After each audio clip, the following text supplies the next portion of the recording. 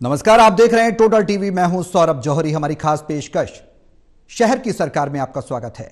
दिल्ली के विधानसभा चुनाव के रण के बाद अब हरियाणा में निकाय चुनाव की बिसात बिछ चुकी है। सियासी दलों ने निकाय चुनाव को लेकर तैयारियों को अमली जामा पहनाना शुरू कर दिया है। इसी कड़ी में हरियाणा में छोटे बड़े 34 शहरों में निकाय चुनाव के लिए नामांकन मंगलवार से शुरू होने जा रहे हैं। खबर यह भी है कि तैयारियों और रणनीतियों में आगे चल रही बीजेपी के उम्मीदवारों का ऐलान 1 से 2 दिन में हो जाएगा, जबकि कांग्रेस अब बैठकों पर चर्चा कर रही है कि टिकट का मापदंड क्या हो। ऐसे में शहर की सरकार बनाने में किस पार्टी की कितनी तैयारी है और कौन किस पर भारी है, ये सवाल बरकरार है।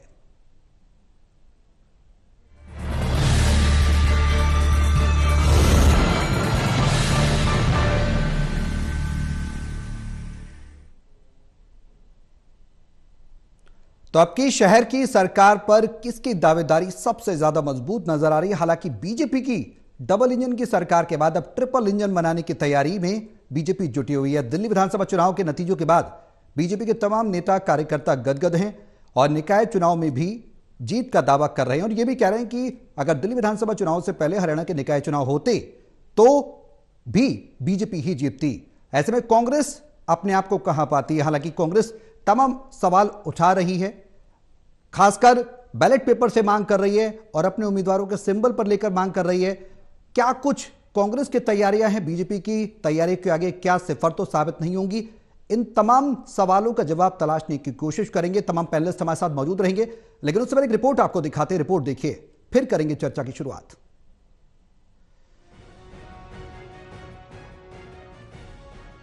पहले हरियाणा और अब दिल्ली जीतने के बाद प्रदेश में बीजेपी के हौसले बुलंद हैं और जिलों से चुनाव लड़ने के इच्छुक दावेदारों के बायोडाटास प्रदेश की कोर कमेटी के पास जाने के बाद वहां से भी हाईकमान को भेजे जा रहे हैं, क्योंकि फाइनल मुहर हाईकमान की तरफ से लगाई जाएगी।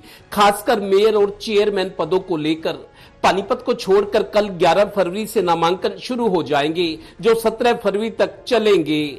पानीपत नगर निगम के लिए नामांकन 21 से 27 फरवरी तक होंगे। इधर बीजेपी में टिकट के दावेदारों ने अपनी पैरवी के लिए मंत्रियों के यहां दस्तक देनी शुरू कर दी है। सच भी है, बीजेपी के विधायकों, सांसदों, मंत्रियों और नेताओं को अपने अपने जिलों में मजबूत दावेदारों और इनमें बने उम्मीदवारों को जितवाने की जिम्मेदारी दी गई है, क्योंकि मौजूदा सियासी हालात बीजेपी के अनुकूल बने हुए हैं। कागज क्यों देगी? ऐसा नहीं, कागज क्यों फेंक देगा? ये किस काम है? ऐसे नहीं हो, वो ऐसे बढ़ी रहेगी। 6 साल से शिक्षा विभाग में हूँ, ठीक है, वो करके बताएगा आपको।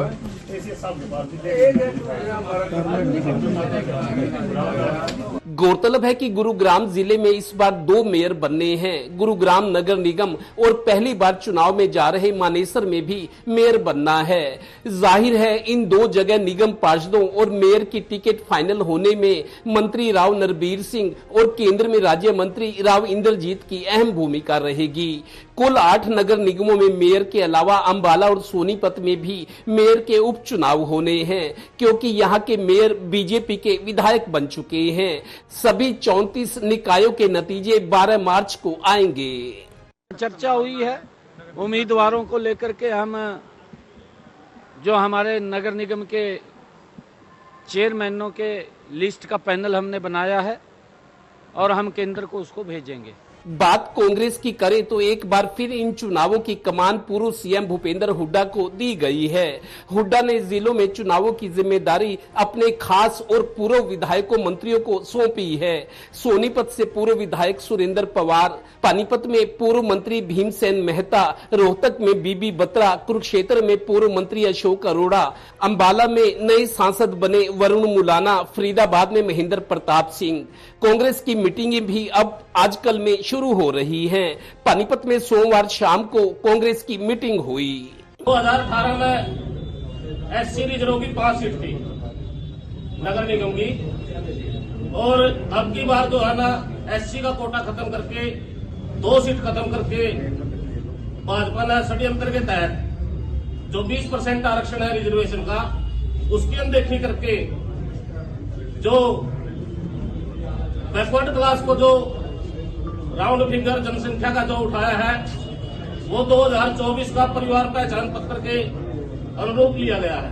वो भी मेरे साथ कदम से कदम मिला करके लड़ाई लड़ रहे हैं हम। इन्होंने लीगल नोटिस किया। गौरतलब है कि पानीपत में बीजेपी के मुकाबले कांग्रेस की तैयारी और रणनीति अभी तो कमजोर चल रही है, क्योंकि लोकल लीडरशिप में बीजेपी वाला उत्साह और सक्रियता दिखाई नहीं देती। यहां की चारों विधानसभा सीटों में पहले 2-2 थी।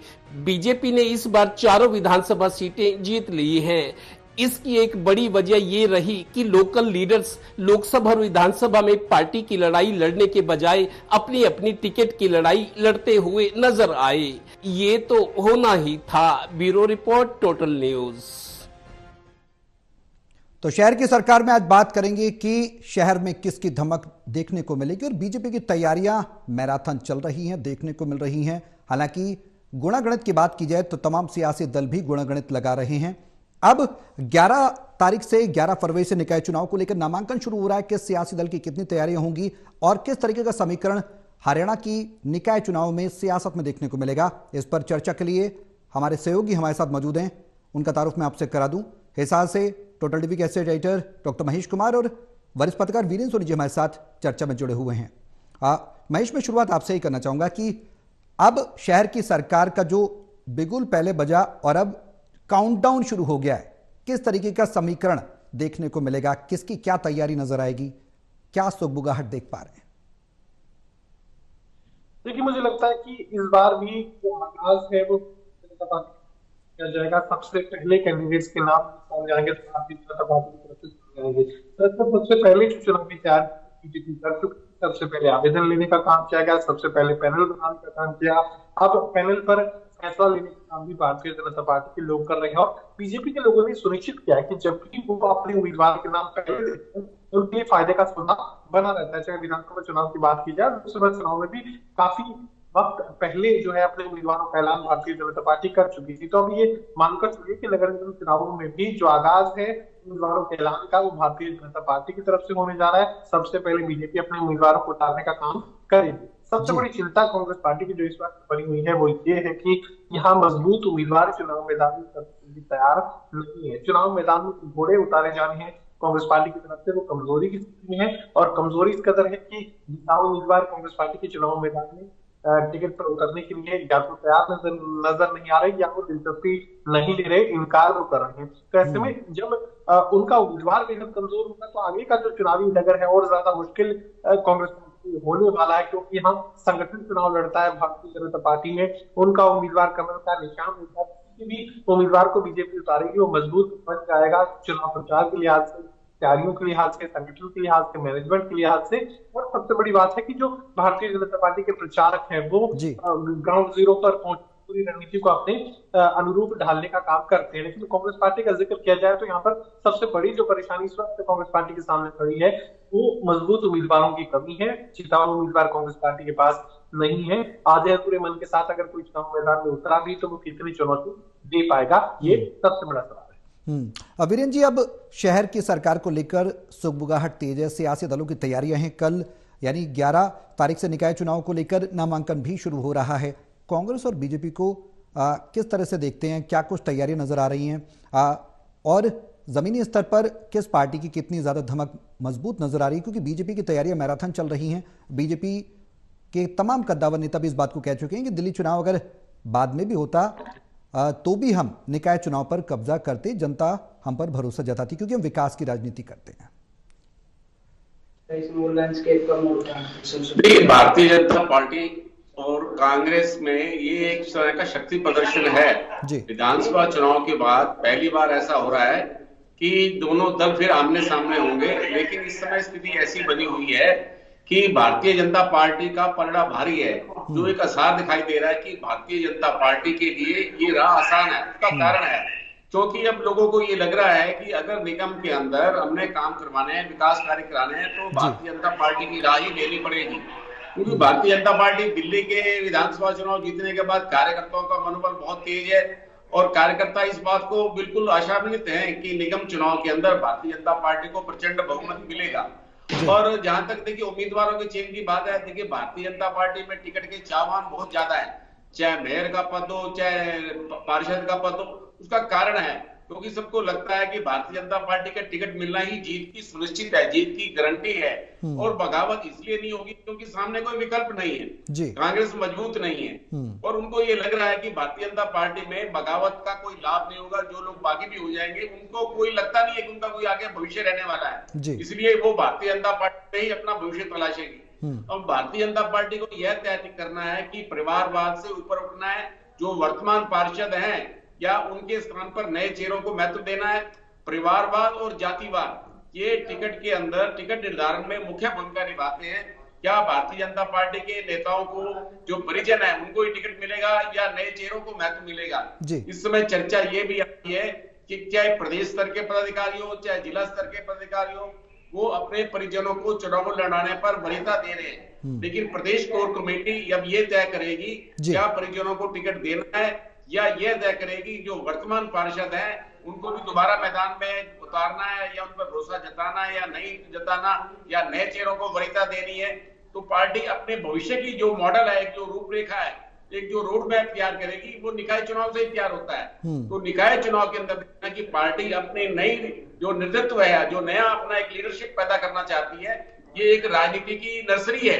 तो इस नर्सरी के अंदर कैसे लोगों को लाना चाहती है, तो भारतीय जनता पार्टी की इससे दशा और दिशा स्पष्ट होगी। बिल्कुल। अब सवाल ये भी गहराता जा रहा है कि अगर कांग्रेस की तैयारी कहां पर नजर आती है, क्या कुछ तैयारियां कांग्रेस कर रही है? हालांकि तमाम बड़ी बातें तो कांग्रेस के द्वारा की गई हैं, सिंबल पर लड़ने का ऐलान, बैलेट पेपर से चुनाव कराने की मांग, ये तमाम दावे और वादे कांग्रेस के क्या सिरे चढ़ेंगे, ये सवाल है। महेश, जो अब कांग्रेस दावे करे उन दावों को किस तरह से देखा जाए? बैलेट पेपर से चुनाव कराने की मांग कांग्रेस कर रही है, क्या कुछ पूरी होगी? देखिए, ये कोई सरोकार इस बात से मुझे नजर नहीं आ रहा। साफ तौर से बात कही जा सकती है कि लोकसभा चुनाव के दौरान ये कहा गया था कि बैलेट से चुनाव करवाइए, नहीं हुआ। विधानसभा चुनाव के दौरान ये कहा गया कि बैलेट से चुनाव करवाइए, नहीं हुआ। जिला परिषद चुनाव के दौरान ये कहा गया कि बैलेट से चुनाव करवाइए, नहीं हुआ।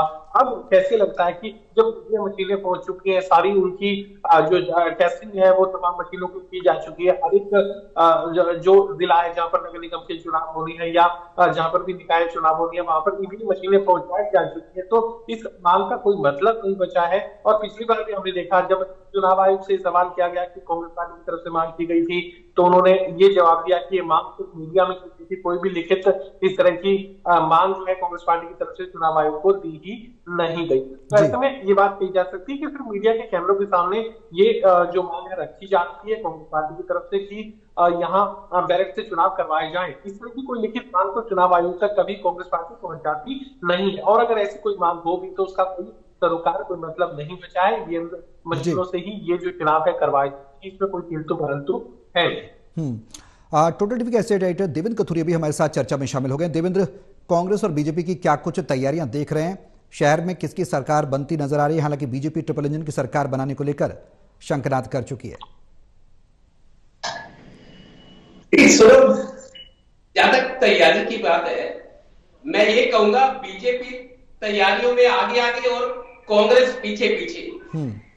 दरअसल पिछले 24 घंटों से कांग्रेस ने अपनी मीटिंग और तैयारियां शुरू की है। एक बात ये भी आई कि हाई कोर्ट में जो एससी सेल है कांग्रेस का, उन्होंने हाई कोर्ट में एक रिट लगाई है कि चुनाव पर रोक लगाई जाए, क्योंकि पानीपत नगर निगम में पहले एससी के लिए 5 सीटें आरक्षित होती थी, लेकिन इस बार बैकवर्ड के लिए कर दी गई। उसमें पेच ये फंसा हुआ है जी, रिट में ये कहा गया कि बैकवर्ड का जो डाटा है, जो रिजर्वेशन है 5 सीटों की, वो 2024 का जो परिवार पहचान पत्र है वहां से उठाया गया है, जबकि एससी की 2 सीटें कम हुई है, 5 से 3 हुई है। एससी का जो डाटा है वो 2011 की जो जनगणना थी वो है। इसी आधार पर पानीपत के एक बलजीत सिंह है और एक उनके साथी नरेंद्र है, उन्होंने हाई कोर्ट में रिट डाली है कि ये चुनाव पर पानीपत नगर निगम में रोक लगाई जाए, क्योंकि जानबूझकर बीजेपी साजिश कर रही है। एससी की 2 सीटें कम की गई है, जबकि बैकवर्ड की 2 सीटें बढ़ाई गई है। इस पर तुरंत मेरे को लगता है सुनवाई भी होनी है। कहीं ऐसा ना हो कि पानीपत नगर निगम का जो चुनाव है वो कानूनी पचड़ों में फंस जाए, जबकि लगता है कि इसकी संभावना बहुत कम है। ठीक है, क्योंकि चुनाव पहले जो नगर निगमों के चुनाव है 1 साल की देरी से हो रहे हैं और कोर्ट भी ये देखेगा कि सारी तैयारियां हो चुकी है, नामांकन शुरू हो चुका है, सारी तैयारियां हैं और ऐसी स्थिति में चुनाव को रोकना ठीक नहीं है। लेकिन ऐसी सेल जो कांग्रेस का है वो ये प्ली ले रहा है कि बीजेपी ने जानबूझकर बैकवर्ड क्लास को फायदा पहुंचाने के लिए एक साजिश रची है जिससे एससी को नुकसान हो रहा है और बैकवर्ड को फायदा हो रहा है। अब देख रहे हैं हाई कोर्ट में इस मामले की जब सुनवाई होती है क्या कुछ दलीलें दी जाती है, कोर्ट क्या फैसला लेता है या आगे डेट बढ़ाता है या पानीपत नगर निगम के चुनाव को कहीं स्टे न लग जाए, इस चीज का इंतजार करना होगा। वीरेंद्र जी, जिस स्टे का जिक्र देवेंद्र कर रहे हैं, कानूनी तौर पर क्या कुछ अड़चनें भी आ सकती हैं, क्या कुछ संभावनाएं भी नजर आ रही हैं ऐसे निकाय चुनाव को लेकर? देखिए, ये तो अदालत का विशेषाधिकार है, लेकिन एक प्रक्रिया थी, इस प्रक्रिया के अंदर जो है आपत्तियां भी मांगी गई है। ये सब बात ठीक है कि ये सब आनंद फानन में हुआ है, लेकिन एक जो प्रक्रिया होती है उस प्रक्रिया का पालन किया गया है। चाहे बाढ़बंदी का समय था, चाहे मतदाता सूचियों पर आपत्ति का था, अभी जो फाइनल जो है मतदाता सूचियां वो अभी जारी होनी है, 19 फरवरी अंतिम तिथि है। तो कुल मिला के ये न्यायालय का विशेषाधिकार है कि जो वादी है वो किस तरह का तर्क देते हैं और ये प्रतिवादी है उसका किस ढंग का तर्क देते हैं, तो एक न्यायालय का ये विशेषाधिकार है। लेकिन पहले ऐसा होता रहा है, चुनाव स्थगित होते रहे हैं, या परिणाम चुनाव मतदान हो जाने के बाद भी जो परिणाम होता है, गणना होती है, उसका जो परिणाम होता है उसको रोक दिया जाता है कि जब तक इसका निर्णय नहीं आ जाता तब तक परिणाम प्रभावी नहीं होगा। ये सब अदालत के विशेषाधिकार का प्रश्न है। लेकिन कुल मिला के देखा जाए, चाहे भारतीय जनता पार्टी और कांग्रेस, दोनों दलों की तैयारियां जो है शुरू हो चुकी है। और देखिए, आम आदमी पार्टी का तो कहीं आधार दिखाई दे नहीं रहा, कोई उत्साह दिखाई दे नहीं रहा। इंडियन नेशनल लोकदल हो, जननायक जनता पार्टी हो, उसका भी निकाय चुनाव में कोई विशेष कुछ दिखाई नहीं दे रही है, कोई ऐसा प्रभाव दिखाई नहीं दे रहा। तो मुकाबला तो भारतीय जनता पार्टी और कांग्रेस में है। और इस समय स्थिति ऐसी है, वर्तमान स्थिति में भारतीय जनता पार्टी बड़ी सुखद स्थिति के अंदर है और भारतीय जनता पार्टी की टिकट की ज्यादा मांग है। महेश, क्या दिल्ली में जिस तरह से बम्पर जीत हुई है इसका कुछ असर निकाय चुनाव में पड़ेगा? जाहिर सी बात है कि जीत है तो जो एक उत्साह है वो कार्यकर्ताओं में देखने को तो मिलेगा और उसका पॉजिटिव जो पॉइंट है वो पार्टी के पक्ष में भी जाता नजर आएगा। कितना व्यापक तौर पर असर पड़ेगा? और कांग्रेस ऑलरेडी कमजोर है, कांग्रेस क्या अपनी तैयारियों को मुकम्मल कर पाएगी? ये भी सवाल अब गहराता जा रहा है। देखिए सौरभ, जब शरीर में कमजोरी होती है तो खांसी भी जानलेवा हो जाती है। वही स्थिति कांग्रेस पार्टी की यहाँ पर बनती हुई नजर आ रही है। कमजोरी की स्थिति कांग्रेस पार्टी लगातार दिखाती हुई नजर आ रही है। लोकसभा चुनाव में ठीक ठाक परफॉर्मेंस दिया गया था। हरियाणा लोकसभा चुनाव की बात की जाए तो उसके बाद विधानसभा चुनाव में जबरदस्त हार का सामना कांग्रेस पार्टी को करना पड़ा और जबरदस्त एंटी इनकम्बेंसी के बावजूद नायब सरकार बनी भारतीय जनता पार्टी तीसरी बार प्रचंड बहुमत की सरकार बनाने में कामयाब हुई। मैनेजमेंट के लिहाज से बात कही जा रही है, हम भी लगातार कह रहे थे जब दिल्ली चुनाव को लेकर जिक्र आगे चल रहा था, ये कहा गया था कि हरियाणा का फॉर्मूला सक्सेसफुल रहा है।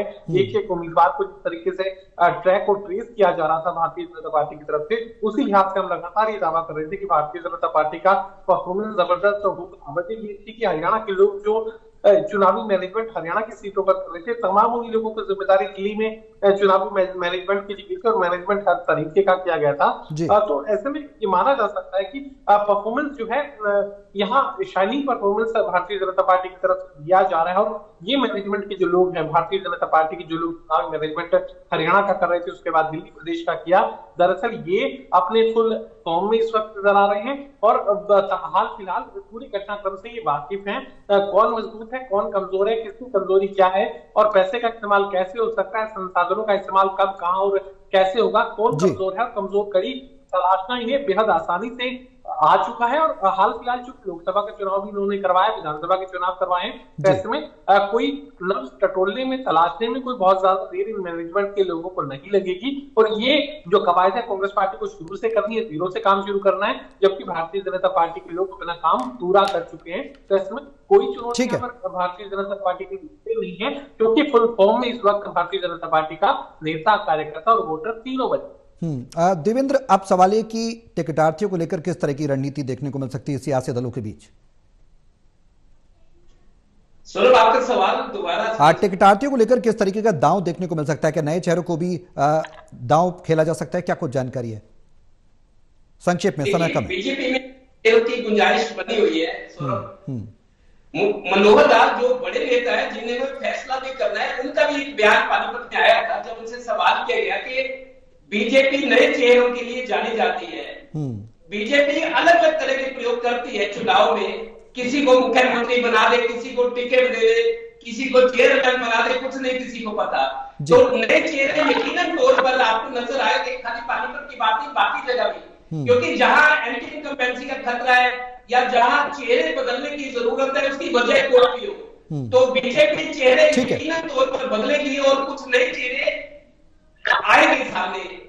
तो देखना यह है कि कितने फीसद हो सकते हैं, कौन कहां हो सकता है, लेकिन यकीनी तौर पर मैं मान सकता हूं कि नए चेहरे बिल्कुल नजर आएंगे और मेयर पद में भी हो सकता है ऐसा, पार्षदों में तो होगा, और जो चेयरमैन के पद है नगर पालिका नगर परिषद में चेयरमैन कहा जाता है, नगर निगमों में मेयर होता है और पार्षद तो सब जगह होते हैं, चाहे नगर निगम हो चाहे नगर परिषद और नगर पालिका हो। ठीक है। तो कुल मिलाकर सूत्रा बनी हुई है। मेरी जो सूचना है 1-2 दिन के अंदर बीजेपी अपने उम्मीदवारों का ऐलान कर रही है, क्योंकि कल से नामांकन शुरू हो रहे हैं। बिल्कुल, चलिए बहुत शुक्रिया आप सभी का हमारे साथ इस चर्चा में शामिल होने के लिए। निकाय चुनाव का सियासी रण जो है वो जरूर रणभेरी बच चुकी है। अब किस सियासी दल की कितनी तैयारी है देखने वाली बात होगी, लेकिन बीजेपी की जो तैयारी वो कहीं ना कहीं कांग्रेस पर भारी पड़ती नजर आ रही है। अब कांग्रेस किस तरह रणनीति बनाएगी ये देखने वाली बात होगी, और शहर की सरकार में किसका डंका बजेगा ये भी एक बड़ा सवाल है। मेरे साथ इस खास पेशकश में भी के लिए बस इतना ही। नमस्कार।